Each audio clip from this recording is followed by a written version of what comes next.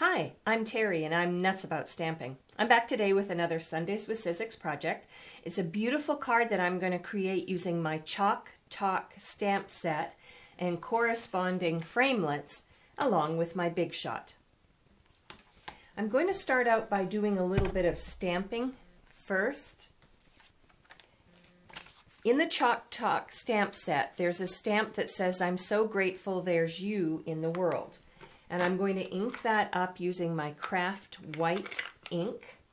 It takes a bit of time for the white ink to dry, so I'm going to ink it up really well, stamp it, and then set it aside to dry while I work on other aspects of the card.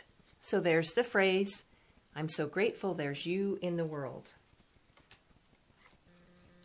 The next thing I'm going to do is grab a piece of Whisper White scrap cardstock and my basic gray ink. And in the Chalk Talk stamp set, there's this kind of frame that I'm going to use. I'm going to ink it up in basic gray. And then I'm going to stamp it down on my scrap cardstock. And then I'm going to use my Chalk Talk framelits to die cut it out.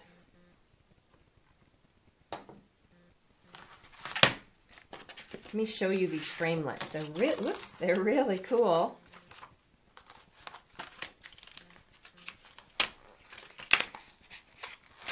There we go. So there's this set of framelits. And this one's really cool. It's a tag framelit, but you can make any one of them a tag by using these little extra framelits that you can put in the end after you die cut it to thread some ribbon through.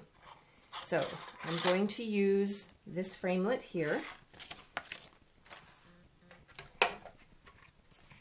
And it would be best if I had brought over my magnetic plate, because it's perfect and my framelit won't slip, but I didn't, and I'm going to use this platform and my standard cutting pads for something in a second.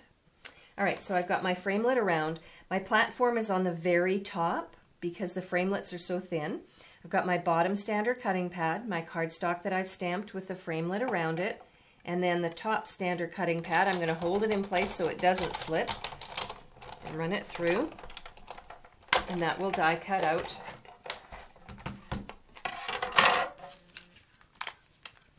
This little piece here. Then I'm done with my framelits, but while I have my Big Shot up in front, ready to go, I'm going to open it on tab 1. I'm going to put my bottom standard cutting pad, and then I'm going to get my card front, which I have a piece of Whisper White that I've cut 8.5 by 5.5, scored it with my Simply Scored on the 4 1/4 mark, and I'm going to get it set up and ready because I'm going to emboss it with a brand new embossing folder. This new embossing folder is called Beautifully Baroque, and I'm going to use it to emboss the front of my card. So I'm going to line up my card inside, close the folder. Now the folder is too wide to go through, so I'm actually going to fold the back of the card around the folder, put my top standard cutting pad on, and then run it through my Big Shot.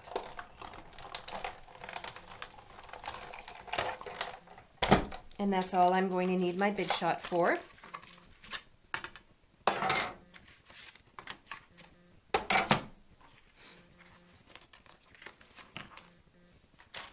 There we go.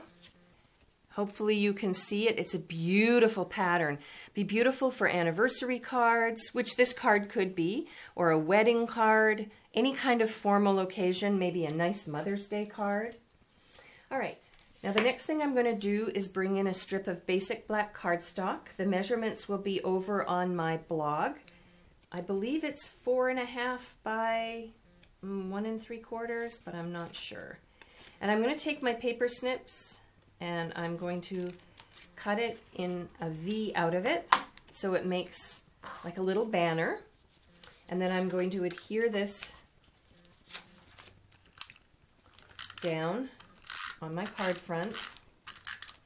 When you've used an embossing folder, it's always a good idea to use lots of snail so that it adheres to the bumps and the ridges. There we go. Adhere that down.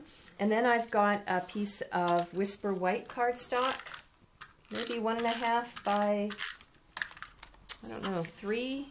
Again, the measurements will be over on my blog, like so.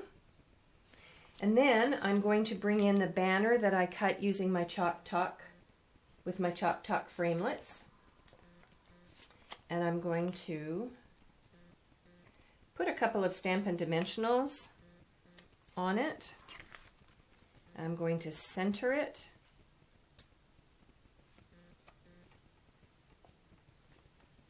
Like so. And then the last thing I want to do is bring in my large oval punch and my stamped image, which should be pretty dry by now. I'm going to punch that out. I'm going to put a Stampin' Dimensional on either end of the oval. Take off the little tails on the Stampin' Dimensionals, and then I'm going to center it on the frame like so, and that completes the card. Now let me show you a different idea using the same kind of focus, I guess, for lack of better. This is a different one. This time, instead of using the framelit to cut out the frame, I just stamped the frame. I added a layer of basic gray underneath to match the ink that I used. And then on all 3 layers, I tore the bottom just to add a vintage look.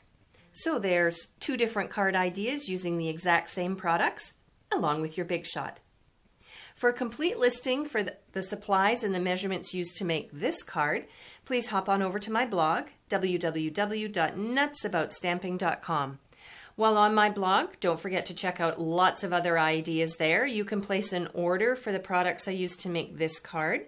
You can ask me a question, or you can check out my virtual and online clubs or my local clubs to the Raleigh, North Carolina area.